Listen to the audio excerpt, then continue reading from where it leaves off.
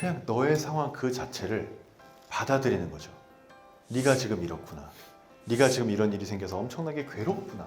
이렇게 한 번 실패하고 한 번 실수하고 하는 것들이 나의 인생엔 영향이 없다는 거. 나의 말하기에도 영향이 없다는 거. 나의 인간관계에도 역시 영향이 없다는 거. 우리들의 책은 봐야 될 사람은 안 보고 그 사람들 때문에 상처받은 사람들이 주로 봐요. 오늘 이렇게 많이 평일날 저녁에 찾아주셔서 정말 대단히 감사합니다. 여러분 반갑습니다. 한석준입니다. 사실 지금 들어오기 직전까지 굉장히 긴장을 하고 있었는데 이렇게 들어와서 저를 인정해주는 여러분들을 이렇게 마주보니까 제가 굉장히 기분이 좋아지네요. 여러분 감사합니다. 아주 기분이 좋아졌어요. 네. 자, 그럼 기분이 좋아진 김에 오늘의 할 얘기들을 조금씩 한번 해볼까 해요. 자, 여러분 모두 오늘 대화에 대해서 좀 더 나은 대화를 하고자 하는 마음으로 이렇게 찾아오셨잖아요. 옆에 있는 사람 한번 보시겠어요? 아는 사람이랑 오셨나요? 아니, 와서 앉아보니까 모르는 사람인가요? 근데 어쨌든 여러분 옆에 있는 사람들도 모두 어제보다 좀 더 나은 대화를 하려고 이 자리에 찾아온 사람들입니다. 그죠? 그러니까 여러분들 옆에 있는 분들에게 너도 그런 사람이구나. 너도 나와 함께 똑같이 대화를 좀 더 잘해보고 싶은 마음으로 여기에 왔구나 라는 마음으로 옆 사람하고 밝은 미소와 함께 인사 한번 해주시기 바랍니다.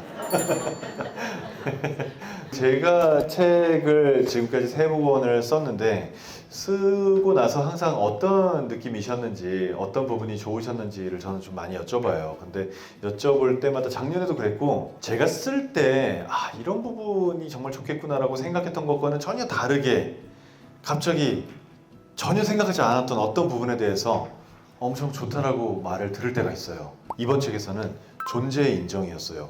그 부분을 굉장히 좋아하시더라고요. 근데 그만큼 우리가 존재 인정이 잘 안 되기도 하잖아요. 예를 들어서 우리가 어렸을 때부터 자라면서 10대 때 공부할 때 우리는 우리의 존재로 인정을 받기보단 시험을 잘 보면 인정을 받았죠. 뭘 잘하면 인정을 받았고 그래서 시험을 못 봤을 때는 쓸데없는 사람 취급을 받기도 했어요. 그죠? 근데 그게 사실은 굉장히 위험한 거다라고 하더라고요. 제가 출연하고 있는 다른 유튜브 채널에서 진하영 교수님을 인터뷰했었는데 아이들한테 너 공부를 잘해야 돼. 공부를 못하면 쓸데없는 사람이 되는 거야 라고 말하는 게 매우 위험하다라는 얘기를 하시더라고요. 그래서 아니 왜 위험하냐. 애들이 공부 잘했으면 애들이 공부 좀 열심히 했으면 하는 마음에서 하는 거 아니냐. 실제로 이 말이 하면 안 되는 말이면 대한민국 부모의 한 90%는 잘못된 말을 하고 있는 거다 라고 했더니 그분이 그런 줄 알고 있는데 정말 위험하다. 왜냐? 그 아이가 그 결과로 공부를 정말 열심히 해서 정말 대단한 사람이 됐어도 그러면 대단한 사람이 되지 않은 사람들을 보면서 쓸데없는 사람이라고 생각할 가능성이 있다는 거예요. 그 만약에 그 아이가 그만큼 공부를 못해서 원하는 대학을 못 간다든지 진학에 실패한다든지 그러면 자기 자신을 쓸데없는 사람으로 볼 가능성이 있다는 거예요. 너무 무섭지 않나요, 이 말이? 그래서 우리는 그만큼 서로를 존재 자체를 인정하는 걸 잘 안 해왔어요. 그게 필요하다는 생각도 안 했던 거죠. 사실 그러니까 존재를 인정하지 않았던 거죠. 그래서 존재 인정이 뭐냐 그랬더니 네가 뭘 잘했다. 네가 뭐 돈을 많이 벌어왔다. 네가 뭐 이번 일을 뭐 훌륭하게 잘했다. 이런 거에 대한 인정이 아니라 그냥 네가 거기 있구나. 네가 오늘도 너의 최선을 다해서 너의 하루를 살고 있구나 하는 그런 인정이랍니다. 그때 인간으로서의 가치를 서로가 인정을 하게 되고 내가 뭘 못할 땐 뭘 못할 수 있지만 그게 존재 자체가 부정당하는 인간으로서의 가치 자체가 부정당하는 그런 일은 막을 수 있다. 어쨌든 우리 애한테는 절대 그렇게 말하지 말아야겠다. 근데 애한테 절대 그렇게 말하지 말아야 되겠다라고 생각했더니 애가 공부를 안 할 때 그죠? 할 말이 없죠? 할 말이 없는 거예요. 너의 인간으로서의 가치는 매우 훌륭하지만 그래도 공부는 좀 해보지 않을래? 이렇게 말을 해야 되는 거잖아요. 설득과 대화와 타협을 해야 되는 거예요. 근데 사실 엄마들 그럴 시간이 어디 있어요. 바빠 죽겠는데 당장 애가 지금 학원 가야 되는데 학원 안 가잖아요. 그게 애를 위해서이기도 하지만 얘가 학원을 가야 나도 내 일을 하잖아요. 그런 것도 있지 않습니까? 그러니까 이게 참 쉬운 일은 아닌데 애를 위해서 필요하다고 하니 어떻게든 만들어는 봐야겠고 뭐 이런 여러 가지 생각이 들기도 했습니다. 그래서 여러분이 이렇게 서로에 대해서 너도 한석준 강연에 가서 말하는 거에 대해서 한 번쯤 생각을 해보고 싶구나 라고 생각하신 것만으로도 여러분 진짜 대단한 사람들이에요. 그러니까 그거를 여러분 좌우에 계신 분들하고 서로 인정을 해주시기 바랍니다. 네, 한 번씩 다시 한번 보세요. 얼굴 조금 달라 보일 거예요. 이제 옆에 있는 사람이 좀 달라 보일 수 있어요. 앞뒤로도 좀 인정 한 번씩 해주시고요. 네, 혼자 앉아 계신 분들도 있으니까. 네.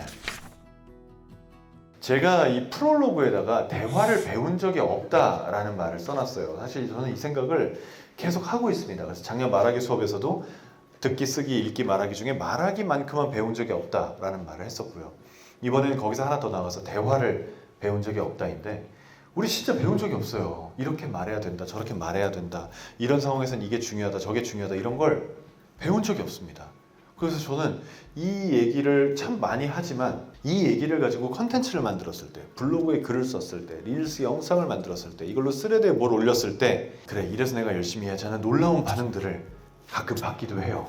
릴스에다가 솔직하게 말하지 말라는 영상을 만들었어요. 솔직한 사람 정말 매력적이죠. 말하는 모든 것은 솔직해야 되는 것은 맞습니다. 하지만 내 안에 있는 모든 생각을 전부 다 말해야 되는 건 아닙니다. 당신이 뚱뚱하다고 해서 뚱뚱한 사람이시네요 라고 말하는 거, 이거 좋은 거예요? 당신이 바보 같다고 해서 바보 같으시네요 라고 말하는 거, 이거 맞는 겁니까? 아니죠. 생각하는 모든 것을 말해야 될 필요는 없습니다. 단지 내 입에서 나가는 모든 말이 진실한 거, 그것이 중요할 뿐입니다. 근데 참 재밌습니다. 매체마다 댓글이 달라요. 인스타는 누가 댓글 썼는지 그 개인이 상당히 공개가 되잖아요. 인스타는 좋은 말이에요. 그렇군요. 제가 어제 말실수를 했군요. 근데 이게 조금 약한 데로 갈수록 욕이 달려요. 어디 한번 그렇게 말해봐라 뭐라든지. 특히 이제 조금 이해가 안 되는 건 블로그에서도 나쁜 말이 달렸는데 사실 그 영상을 올리고 첫 번째로 달린 댓글이 식상한 소리 이거였어요. 근데 그걸 보는데 제가 약간 욱한 거예요. 원래 저는 그런 걸 무시하거나 지우거나 차단을 합니다. 되게 깔끔하게 저는 삭제하고 차단해요. SNS에 제가 공정할 필요 없다고 생각해요. 그냥 기분 나쁘면 차단, 기분 나쁘면 삭제, 다 그렇게 합니다. 그런데 삭제를 안 했어요. 차단도 안 했고, 그걸 보면서 내가 여기서 뭘 어떻게 하는 게 좋지? 라고 잠깐 생각을 하다가 그래, 이 사람이야말로 솔직한 말을 다 하면 안 된다는 거에 샘플 같은 사람이네. 그럼 댓글을 달자. 그래서 댓글을 뭐라고 썼냐면 솔직한 말을 다 하면 안 된다는 걸 이렇게 직접 보여주셔서 감사합니다라고 했더니 아무튼 그 비슷한 말을 썼어요. 그랬더니 그 사람이 또 댓글 단 거예요. 너 글 켰냐? 글? 뭐 이런 식으로 단 거예요. 그러면서 이제 너의 영상이 재미가 없어서 너 발전하라고 달아줬는데 그게 뭐가 문제냐 이런 식으로 또 단 거예요. 근데 그걸 보면서 내 걱정까지 해줬냐? 너의 그런 걱정과 조언은 사양하겠습니다라고 댓글 또 달았어요. 그 다음에 난리가 났어요. 그랬더니 그 사람은 한마디 쓰고 자기는 더 안 쓰겠다고 갔고 친구가 왔어요. 친구가 장문의 글을 달면서 제가 맞는 말 했는데 너 방송인이 그렇게 포용력 없이 안 받아주고 그래서 되겠니라고 또 장문의 글을 달았더니 이제는 제 편을 들은 사람이 또 거기에 댓글을 달았어요.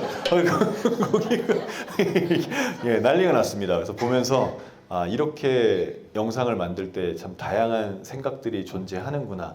내가 스스로가 많이 노력을 한다고 생각하지만 어쨌든 내가 만든 영상으로 그 사람들을 설득하지 못한 거니까 그 부분에선 또 나의 부족함이 있는 거구나. 뭐 이런 여러 가지 생각을 했습니다. 오늘 이 자리에서는 이 책에 나와 있는 얘기를 다 할 건 아니고요. 전 여러분에게 세 가지 얘기만 해드릴까 해요. 위로, 그리고 품격, 끝으로 실패입니다. 먼저 위로는 뭐냐? 조언하고도 맞닿아 있는 면이 있고요. 칭찬하고도 맞닿아 있는 면이 있고요. 누군가가 어떤 일이 생겨서 힘들어하고 있으면은 그거를 우리가 위로하는 사람들, 그런 좋은 사람들도 있는데 반면에 야, 그게 뭐가 힘드냐? 힘들 일도 많다. 이렇게 비웃는 사람들도 있어요. 이거에 관해서 또 얼마 전에 스레드에 글을 올렸습니다. 배우자가 하는 말 중에 제일 기분 나쁜 말이 뭐냐? 그랬더니 그 댓글들 중에 하나가 뭐였냐면 내가 이렇다잖아. 근데 네가 이해가 안 된다 그러면 그럼 나는 뭐냐? 내가 이렇다고 하면 이해가 되든지 안 되든지 그냥 받아들여라 라는 말을 하더라고요. 근데 저는 그게 굉장히 중요한 말이라고 생각했어요. 그러니까 위로의 어떻게 보면 핵심적인 내용인 거죠. 우리가 누군가를 위로할 때 그 사람의 슬픔, 그 사람의 힘듦, 그 사람의 괴로움 이런 부분이 이해가 안 될 수도 있어요. 그리고 어쩔 때는 우리가 함부로 이해를 한다고 말하는 것 자체가 무례할 때도 있습니다. 그런데 그게 아니라 그냥 너의 상황 그 자체를 받아들이는 거죠. 네가 지금 이렇구나. 네가 지금 이런 일이 생겨서 엄청나게 괴롭구나 라는 걸 그냥 받아들이는 거예요. 그 조언에 대해서도 그렇고요. 칭찬에 대해서도 그렇고 위로에 대해서도 우리가 말을 하면서 이 말을 듣는 상대방의 그런 생각이나 상대방의 상황이나 상대방의 입장을 조금 더 고려하고 그게 설령 내가 이해가 안 된다 하더라도 그렇게 고려한 그 상황 자체를 그대로 받아들여야 그리고 그대로 받아들인 그 말을 해줘야 그래야 진짜 위로가 되는 게 아닌가 싶더라고요. 근데 이게 저도 안 돼요. 제가 이렇게 떠들고는 있는데 저도 안 되고 저도 맨날 야 그건 내가 볼 때는 네가 지금 말하는 그 부분은 이해가 안 되는데 같은 소리를 맨날 합니다. 하고 후회하죠. 하고 나서 아차차 이게 내가 말한 거였구나. 내가 말했는데 내가 또 이런 짓을 했네 라고 얘기를 합니다. 그래서 설령 지금 그렇구나. 내가 어떤 사람에게 했던 그런 말들이 그럼 그 사람한테 상처가 됐을 수도 있겠네. 이런 생각을 하는 분이 여기 계실 수도 있는데 그렇다 하더라도 괜찮아요. 그런 일은 또 생기고요. 또 생기고 또 생기고 또 생길 거니까. 2년 전에 제가 나 혼자 산다에 나갔는데 거기서 캠핑하는 편을 찍었는데 그 편이 되게 반응이 좋았죠. 근데 그게 사실 어떻게 된 거였냐면요. 프리한 식구 대기실에서 놀다가 현무가 자기가 캠핑카를 질렀거든. 그냥 캠핑을 가는 걸 찍고 싶은데 같이 갈 놈이 없다는 거예요. 그래서 나랑 가자. 그랬더니 형 그러네 형이 있네 가자 이렇게 얘기가 된 거였어요. 그러니까 말하자면 전현무라는 대단한 방송인이 나 혼자 산다라는 엄청나게 인기 많은 프로그램에 제가 출연할 수 있는 기회를 준 거예요. 그러면 저는 그 프로에 나가서 어떻게든지 그 기회를 잘 살리고 그 프로가 내가 나가서 민폐가 되지 않도록 정말 재밌게 만들어줄 의무가 있었어요. 그런데 제가 재밌기가 잘 안 되잖아요. 그렇죠? 웃어주셔서 감사합니다. 아주 착한 사람들이네요. 아주 재밌기가 잘 안 돼가지고 고민을 했어요. 캠핑 가가지고 근데 도대체 무슨 말을 해야 현모랑 이게 좀 뭔가 재밌는 그걸 만들어낼 수 있을까 엄청 많이 생각을 하고 엄청 많이 준비를 했는데 촬영 당일날은 그게 다 안 되더라고요. 제 영상을 보니까 난 뭐 하는 것도 없고 듣기만 하더라고요. 그래서 그날 사실 촬영을 끝나고 집에 왔을 때 느낌은 망했다였어요. 망했다. 현무가 진짜 중요하고 어려운 기회를 나한테 마련해 줬는데 내가 또 삽질을 해서 이 기회를 날렸구나. 나는 예능이 안 되나? 나는 그냥 프리한 식구가 끝인가? 굉장히 그 내 스스로를 좀 실망하는 그런 생각을 엄청나게 많이 했어요. 제가 지금 방송이 25년째인데 기회가 뭐 어디 한두 번이었겠습니까? 다 못 살렸으니까 지금까지 안 웃긴 거 아니에요? 네, 그래 그런 생각을 하다가 이번에라도 어떤 반전을 줬어야 되는데 내가 그게 또 안 됐구나라고 생각을 했어요. 그랬는데 진짜 반전은 그 방송이 나간 다음에 너무 반응이 좋은 거예요. 유튜브 영상에 댓글도 너무 좋은 거예요.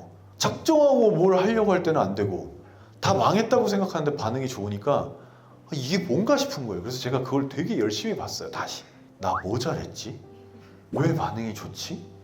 그랬더니 정말로 제가 현무의 말을 다 들어주더라고요. 근데 요새 그게 없는 것 같아요. 우리 모두에게 내가 어디서 어떤 말을 해도 이 사람이 말을 막 여기저기 떠벌리고 다닌다든지 아니면 내 말을 하고 있는데 갑자기 야야야 그건 아니지 정신 똑바로 차려 이렇게 반박을 한다든지 나를 공격한다든지 그럴 일이 없는 굉장히 안전한 대화 상대 이게 없다는 생각이 들더라고요. 그래서 제가 그걸 책에다가 이 워딩을 매긴 게 안전한 공간이라고 했어요. 제가 제일 존경하는 데일 카네기의 인간관계론에 보면 호감을 얻는 법에 경청이 나오거든요.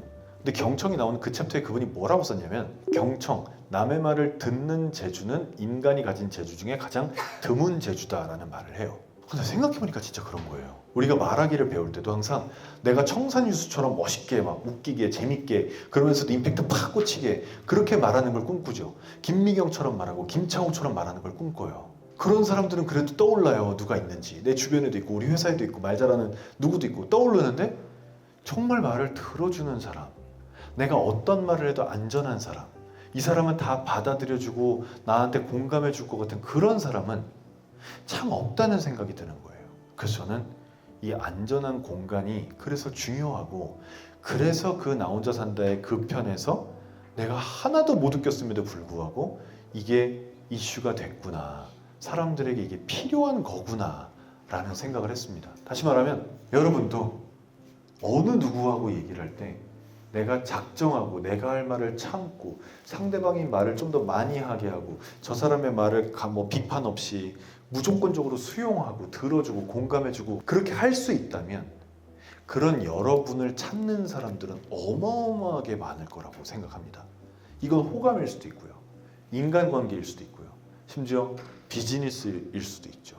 어떤 관계에서든지 여러분이 지금보다 한 차원 더 올라갈 거라고 생각합니다. 이게 첫 번째로 여러분께 말씀드릴 얘기였어요. 위로. 우리 시대에는 참 위로가 필요하구나.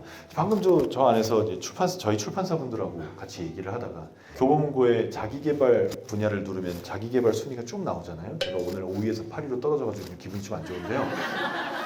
네. 옛날에는 뭐 이렇게 하면 돈 벌어요. 뭐 엑셀 잘하려면 이렇게 하세요. 뭐 이렇게 살아야지 좋아요. 뭐 이런 내용들이 많았거든요. 근데 요새 한 1위부터 20위 안에 한 3분의 1 정도는 심리학 책이에요.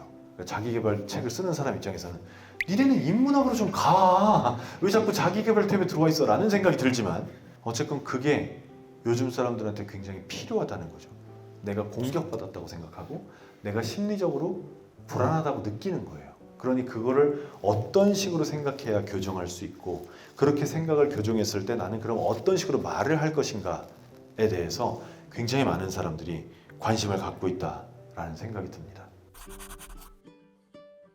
두 번째 얘기는 품격이에요. 품격 있는 사람 괜찮죠. 그렇게 되고 싶잖아요. 그죠? 물론 좋은 목소리에 좋은 발음으로 멋있게 얘기하면 품격이 생기죠. 이 자체로도 품격이 플러스가 되는 면이 있어요. 근데 이게 없으면 그러면 품격이 없냐? 그렇지 않습니다. 우리가 목소리가 좀 안 좋거나 발음이 좀 안 좋아도 그 사람 자체가 하는 말이 굉장히 멋있고 품격이 넘칠 때가 있죠. 그럼 그 사람들의 품격은 어디서 찾을 수 있느냐? 어디에서 우리가 그 원인을 봐야 되며 내가 그럼 따라할 수 있느냐? 얘기를 하는 거죠.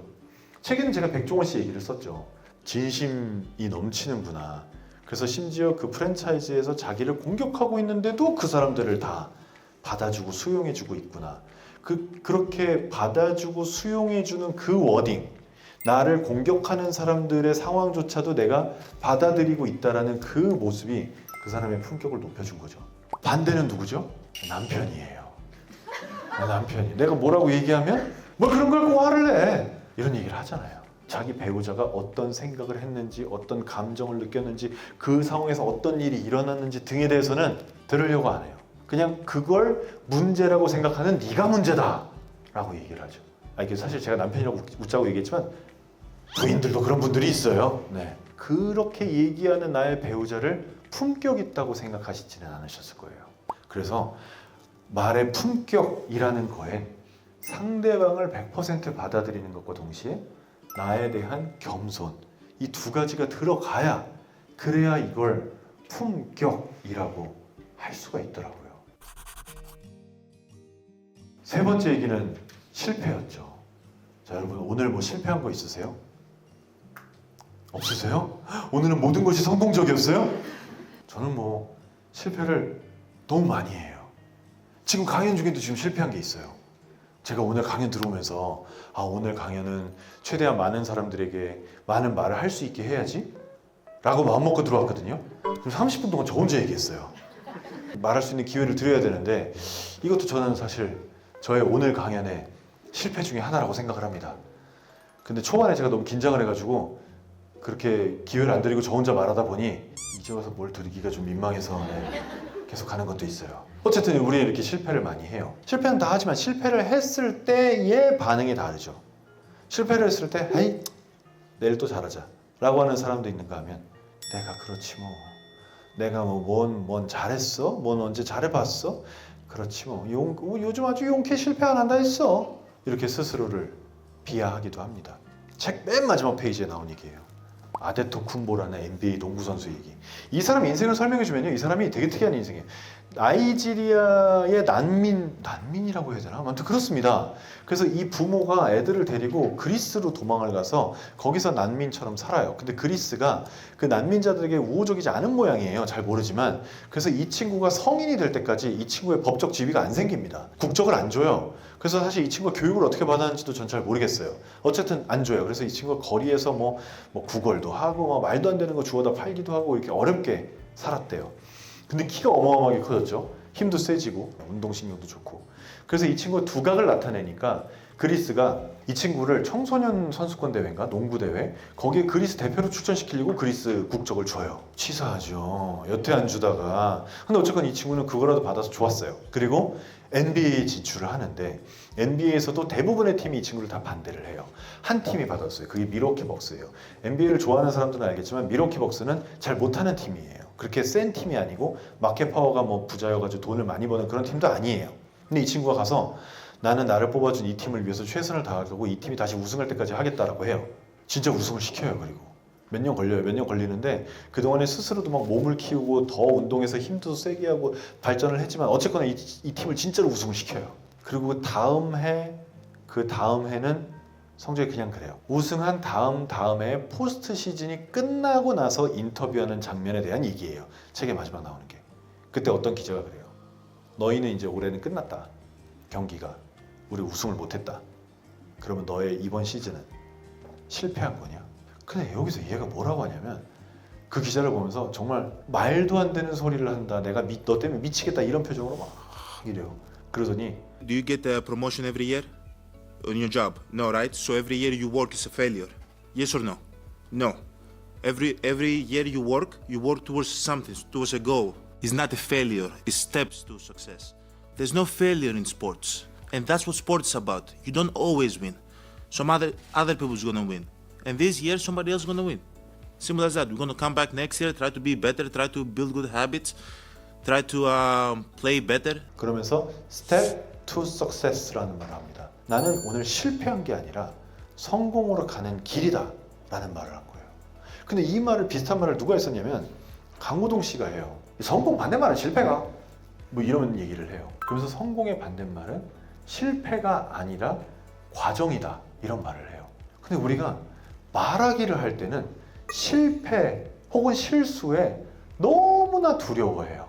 남의 앞에서 이렇게 나와서 발표를 한다든지 아니 뭐 엄청나게 중요한 누군가한테 가서 회사의 어떤 내용을 PT를 한다든지 뭐 영업상에 중요한 사람을 만나고 뭐 이럴 때마다 긴장을 하고 실수에 대해서 엄청나게 두려워하고 그 실패를 했을 때 나에게 가져올 결과에 대해서 많이 걱정을 하죠.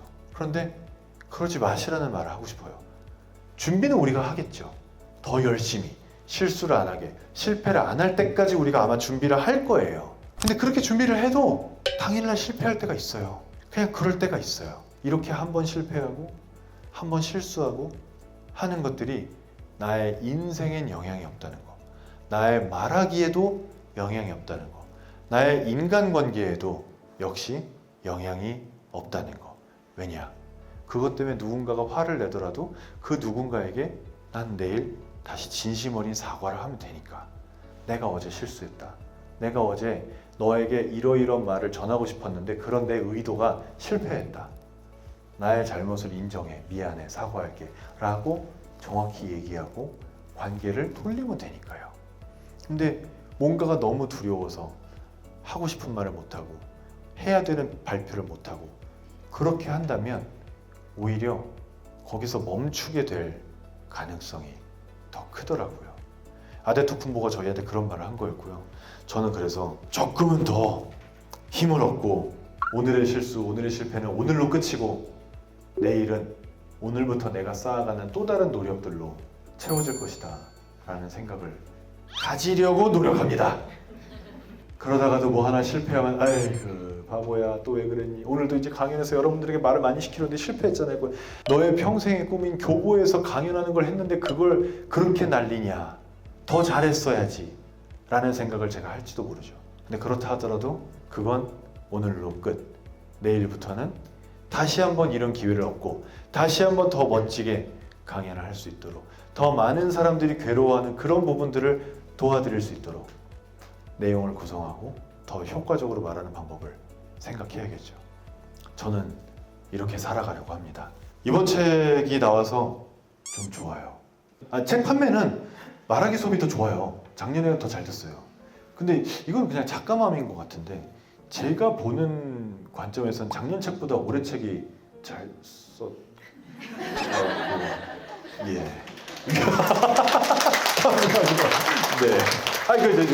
뭐 전적으로 제 느낌입니다만 그런 것 같아서 내용도 제가 좀 더 마음에 들고 어떤 전반적인 분위기도 좀 더 마음에 들어서 이번 책이 더 좋기 때문에 작년만큼 안 팔리는 게 좀 아쉽기도 하지만 어쨌든 세상에 이렇게 딱 나와가지고 그래 이런 책이면은 그래 내가 누군가한테 나 이거 썼어라고 말하기에 부끄럽진 않다라는 생각이 좀 들었어요. 저 이거 3번째 책인 거 아세요? 작년 게 2번째 책이었고요. 첫 번째 책은 제가 거의 언급도 안 하잖아요. 되게 부끄럽거든요. 몰랐으면 좋겠어요, 여러분들. 제가 너무 부끄러워가지고 절판시켜버렸어요. 지금 저희 집 창고에 있는데 곰팡이 다 폈더라고요. 다시 안 보려고요. 오늘 여러분께 얘기를 해드리고 싶었던 3가지 위로와 품격 그리고 실패 이 3가지에 대해서 말씀드렸습니다. 정신과 의사나 상담 심리학자나 이런 사람들하고 얘기를 해보면 우리 공통점이 하나 있어요. 우리들의 책은 봐야 될 사람은 안 보고 그 사람들 때문에 상처받은 사람들이 주로 봐요. 그래서 오늘 여기 오신 여러분도 그런 사람들이 좀 많을 것 같고 그래서 제가 말하기 법보다 여러분들의 마음을 좀 위로해드리는 게 오늘 좀 훨씬 중요하겠구나 라는 생각을 했습니다. 자, 오늘 제가 할 얘기는 여기까지고요. 여기까지 정말 끝까지 들어주셔서 감사하고요. 저는 오늘 여러분들의 질문이 끝날 때까지 여기서 질의응답을 할 겁니다. 더 이상 안 나올 때까지. 자, 여러분 궁금한 거 있으면 얼마든지 물어봐 주세요. 없으면 이만 마치겠습니다. 제가 이런 사람이 되겠다라는 목표가 한동안 없었어요. 그냥 우리 가족과 내 아이와 함께 행복하게 살겠다 이거밖에 없었는데 말도 안 되는 소리지만 제가 저희 와이프한테 맨날 나랑 100년 살아줘야 돼. 지금 7년 됐어. 이제 93년 남았어. 이런 얘기 하거든요. 그게 목표란 목표였는데 올해 좀 진짜 목표가 생겼어요. 이거를 이렇게 많은 사람 앞에서 얘기해도 되나? 되게 창피한데. 네. 목표는 원래 건방지게 잡는 거잖아요. 이해해 주세요. 네, 저희 목표는 데일 카네기가 되려고요. 오, 와, 감사합니다. 감사합니다. 사실 너무 창피해서 이거 어디 가서 말도 안 했거든요. 응원의 박수를 보내주셔서 감사합니다. 근데 그분이 전성기처럼 활동하던 시기가 1901년, 1905년 이렇거든요. 100년 넘었잖아요. 100년 넘었으니까 이 시대의 데일 카네기가 한번 돼봐야겠다라는 생각을 올해 초에 했습니다. 더 열심히 노력하겠습니다. 감사합니다. 저는 그렇게 생각해요. 이거 그냥 무조건 매일 쓰는 거다. 그냥 꾸준히 계속 쓰고 뭘 쓸까에 대한 것도 생각을 해야 되잖아요. 그래서 저는 그거는 메모를 많이 합니다. 다이어리도 쓰고요. 최근에는 김정욱 교수를 만났더니 김정욱 교수가 다이어리보다 카드가 더 좋다고, 그러면 카드를 막 뽑아서 나중에 다시 보고 섞고 막 이럴 수 있어서 카드가 좋다고 하셔가지고 사실 카드를 지난주부터 쓰기 시작했어요. 아직은 얼마나 좋은지 모르겠어요. 그냥 이제 쓰기 시작했으니까.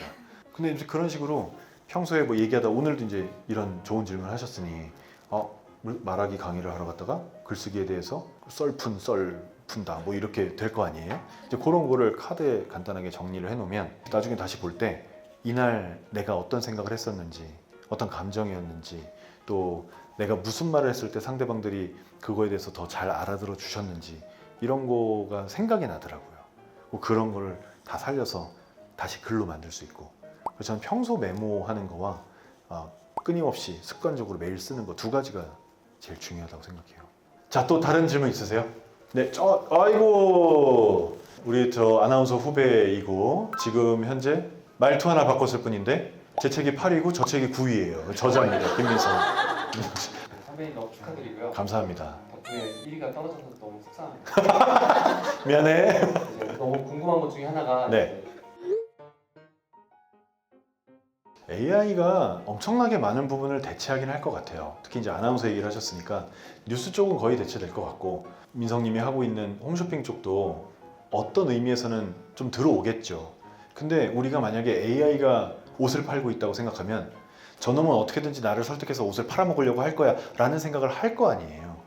그러니까 그 사람이 진짜 좋은 물건을 나한테 소개해주고 있다라는 그 진정성은 못 받을 것 같아요. 그런 부분이 결국은 키포인트가 될 것 같습니다. 물론 AI가 그런 부분까지 카피하려고 따라오고 있다고는 하더라고요. 그런데 뭐 그게 현실화되기 전까지는 그런 부분이 우리의 키포인트가 될 것 같고요.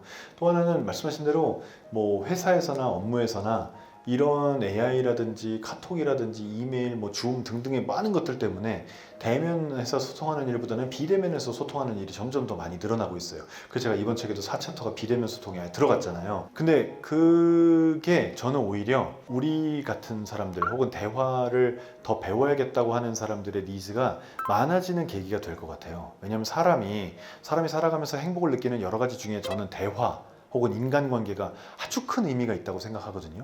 근데 그런 AI가 대체되고 뭐 여러 가지 비대면 툴들이 대체가 되면서 우리가 대면에서 대화를 하는 인간관계적인 부분이 너무 많이 줄고 있는 거예요. 일상생활에서의 기회가. 그럼 우린 이걸 아마 일부러 가지려고 할 거예요. 뭐 지금 러닝 크루 이런 거 유행하는데 우리 대화 크루 이런 거 만들자. 이런 사람들이 저는 생길 거라고 보고 그 증거 중에 하나가 트레발이라고 생각합니다. 예전 같으면 모여서 책 보는 걸 저렇게 클럽으로 만들어서 돈 받고 막 이런다는 게 뭐 없었잖아요. 그냥 다 하는 거니까.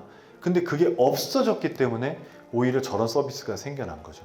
우리가 살아가면서 중요하게 생각하는 가치가 여러 가지가 있죠. 근데 뭐 많은 사람들이 돈이 제일 중요해 얘기해요. 돈이 아마 제일 중요하긴 하겠죠. 근데 제일 중요해봤자 우리가 살아가면서 필요한 가치 한 10개, 20개 중에 한 30% 차지하는 거예요. 근데 10개, 20개가 있는데 30%면 진짜 제일 중요한 거긴 해요. 근데 그래도 30%밖에 안 된다고요. 돈이 정말 많으면 행복할 수 있죠. 불행할 수도 있고. 돈이 아예 없으면 불행하겠죠. 근데 그 와중에도 행복한 사람들도 있어요.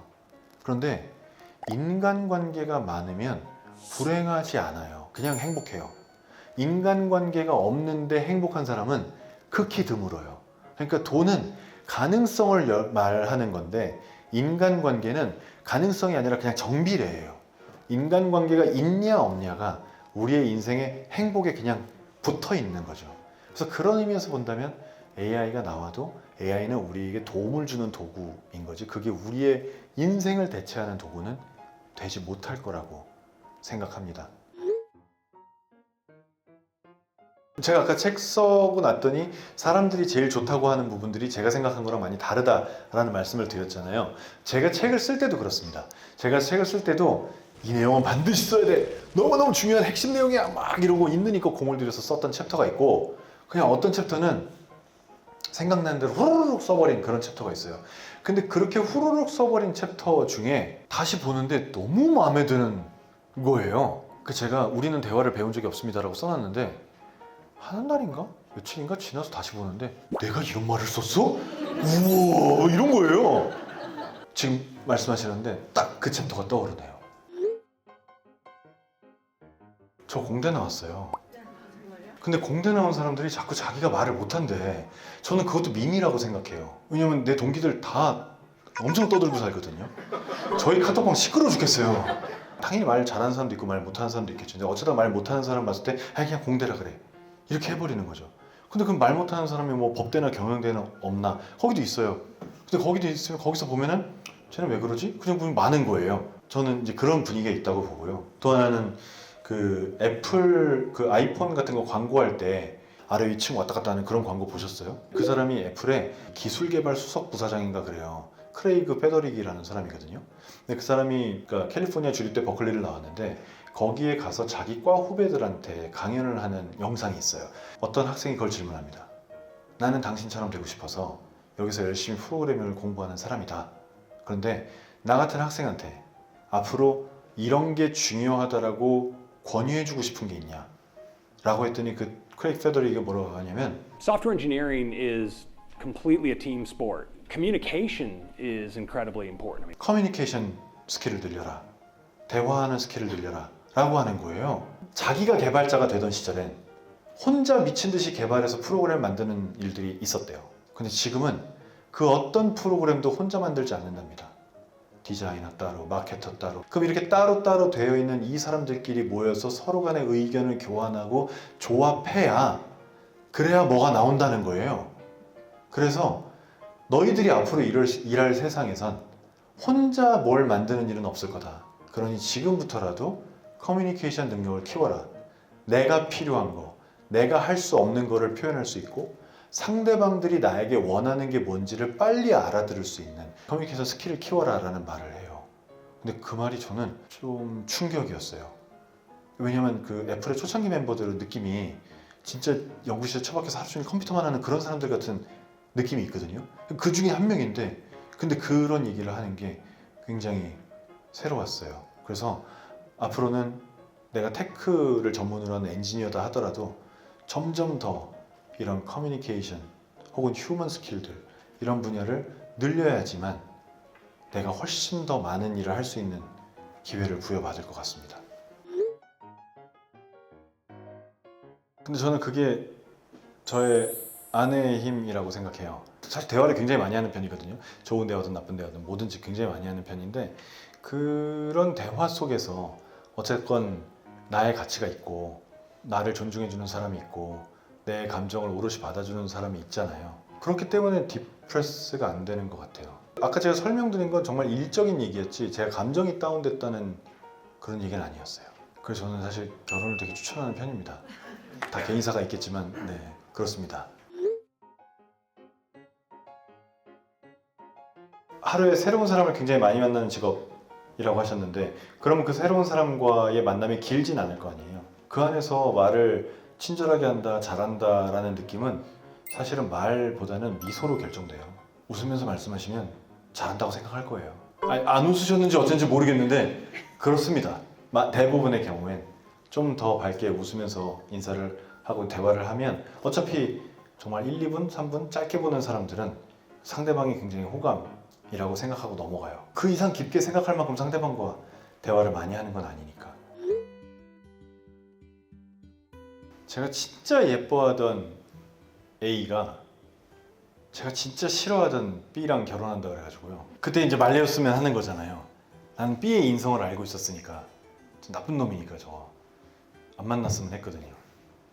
근데 그 말을 할 방법이 없더라고요. 둘이 연애할 때는 전 몰랐고 연애를 오래 했다 그러고 결혼하겠다고 하는데 내가 그제 앞에 가서 야 B가 사실은 이런 놈이야 라고 말하는 게 무슨 의미가 있겠어요. 오히려 A가 나를 더 싫어하기밖에 더 하겠습니까? 그래서 그때 무슨 생각을 했냐면 혹시 이혼하면 그때 A를 잘 위로해줘야 되겠구나 이런 생각을 했었어요. 어쩔 수가 없다라고 생각했어요. 그리고 내가 되게 싫어하는 B랑 결혼하는 거였기 때문에 나와 A의 사이는 옛날 같지 않겠구나 라고도 생각했고 그러면서 한 가지 빌었던 건 있어요. B에 대해서 내가 안 좋게 생각하는 부분들 B가 나쁜 놈이라고 생각하는 그 생각들이 틀렸기를 내가 아는 게 잘못된 거이기를 그냥 바랬어요. 근데 바랐다고 해서 내가 오늘 B를 붙잡고 야 내가 너에 대해서 오해하고 있는 것 같은데 너 좀 해명 좀 해봐라. 내 마음 바꾸고 싶거든. 해명 좀 해봐. 이럴 수는 없는 거 아니에요. 걔랑 나랑은 그렇게까지 친한 사이도 아니고 그러니까 그냥 어쩔 수 없더라고요. 아 이건 내가 잘못 본 거이기를 바랄 수밖에 없다 이런 생각이 들었습니다. 그러고 있는데 얼마 전에 저희 스피치 살롱이라고 제가 하고 있는 소규모 클래스에서 어떤 분이 그 얘기를 해요. 자기 모임에 있는 어떤 아주 친한 언니가 자기를 가스라이팅 하는 것 같다는 자기가 남자친구랑 연애를 하는데 남자친구를 한 번도 만난 적이 없대요. 근데 제 남자친구는 글러먹었어 라는 얘기를 되게 많은 사람한테 한다는 거예요. 그래서 그거에 대해서 되게 분노해 하시더라고요. 그래서 저는 분노하는 게 정상이라고 생각했어요. 왜냐면 모르잖아요. 그리고 안다 하더라도 친하면 이 사람의 체면을 위해서라도 그런 얘기를 다른 사람 앞에서 하면 안 되죠. 그래서 내가 진짜 가까운 사람이나 내 가족이나 뭐 정말 뭐 누구라 하더라도 내가 생각할 때 옳은 어떤 거를 조언하는 게 저는 두 가지 측면에서 위험하다고 생각해요. 하나는 내 생각이 틀릴 수도 있다. 하나는 그렇게 조언한다고 제가 들어줄까? 라는 거죠. 오히려 그런 일로 인해서 생기게 되는 어떤 나쁜 일이 왔을 때 그때 내가 얘를 어떻게 챙기겠다 라고 생각하는 게 베스트이지 않나 싶습니다. 이게 사실 아까 제가 얘기했던 거이기도 해요. 그러니까 우리가 이런 모임에 오고 이런 책을 볼 때 이런 책을 진짜 봐야 되는 사람들은 안 보고 이런 책을 봐야 되는 사람들 때문에 상처 입은 사람들이 본다고요. 근데 그렇게 보다가 위로를 받는 건 좋은데 그 사람에게 뭐라고라도 한마디를 해주고 싶고 뭐라고라도 이 책을 좀 보라라고 얘기하고 싶다면 그런 생각을 하긴 했어요. 얼마 전에 누가 물어보기도 했고, 그때 든 생각이 내가 그 사람의 얘기를 완전하게 한번 들어줘야겠구나 라는 생각을 했어요. 근데 이게 통하는 사람도 있고 안 통하는 사람도 있을 거예요. 그러니까 뭐 모두에게 통한다라고 말 못해요. 그러나 큰 효과는 있을 거예요. 그러니까 어느 날 아예 작정하고 내가 오늘은 내가 죽겠다, 말 안 해, 듣기만 할 거야 라고 이 마음을 정말 단단히 먹고, 근데 그 사람한테 얘기를 하는 거예요. 내가 지금부터 30분 동안은 말 안 할 거야. 다 얘기해봐. 그 대신 그 얘기하는 거를 내가 100% 공감해 줄게. 비판 안 할게. 판단 안 할게. 말하는 그대로 공감해주고 지금 그 상황 그대로 받아들여 줄게. 어디 한번 얘기해봐. 이렇게 했을 때 그 상대방들이 엄청난 그 기분을 느낄 거예요. 지금까지는 내 얘기를 항상 화내든지 아니면 울든지 혹은 받아치든지 했던 사람이 완벽하게 다 이해하고 받아주는 걸 느껴본 경험이 생길 거예요. 그게 끝나고 나서 나 이제 부탁이 하나 있어. 이거 한 번만 읽어줘. 그런데 너라고 생각하고 읽어줘. 여기 나오는 나쁜 놈들이 다 너라고 생각하고 읽어줘. 네가 항상 그렇게 나쁜 건 아니야. 근데 이제 그럴 때도 있고 아닐 때도 있는데 그 상대방이었던 나는 네가 이걸 읽어줬으면 좋겠다라는 기분이 드는 상황이야. 내가 지금 너한테 해준 것처럼 너도 조금만 해줘 라고 한번 줘봐요. 10명 중에 9명은 안 받아들일 거예요. 근데 혹시 그 한 명이라면 그 일을 계기로 좋아질 수 있으니까. 오늘 정말 장시간 얘기 길게 들어주셔서 정말 감사하고요. 끝까지 많은 얘기 집중해서 들어주셔서 정말 대단히 감사합니다. 다시 한번 수고하신 저희 선생님께 박수 한 번만 더 부탁드립니다. 감사합니다.